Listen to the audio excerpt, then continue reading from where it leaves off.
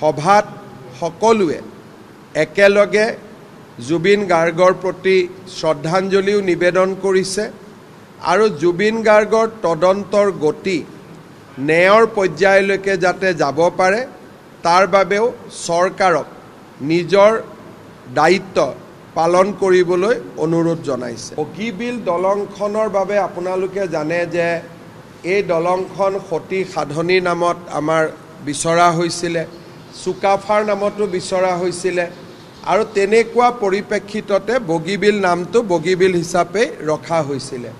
মই ভাবোঁ যে জুবিন গাৰ্গৰ নামত আমি এনেকুৱা অনুষ্ঠান দিব লাগে যি বিতৰ্কৰ সৃষ্টি নকৰে, কাৰণ জুবিন আমাৰ প্ৰাণৰ শিল্পী, জুবিন আমাৰ আপোন শিল্পী। গতিকে জুবিন গাৰ্গৰ নামত আমি দিব পৰা বহুত অনুষ্ঠান আছে, কিন্তু যিটো লৈ সাধনী বা চুকাফাৰ দৰে প্ৰবাদ প্ৰতিম মহীয়সী নাৰী আৰু পুৰুষৰ কথা আলোচনা হৈছিলে, তাত আমি যদি জুবিন গাৰ্গৰ নামত দলংখন দিওঁ স্বাভাৱিকতে ই বিতৰ্কৰ সৃষ্টি কৰিব।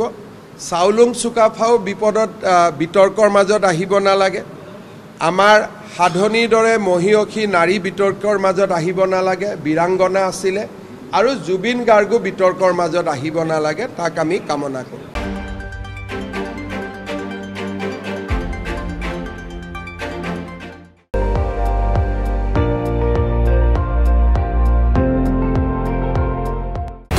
আপুনি চাই আছে ND24, সৰ্বশ্ৰেষ্ঠ নহয় সৰ্বোত্তমৰ দৌৰত।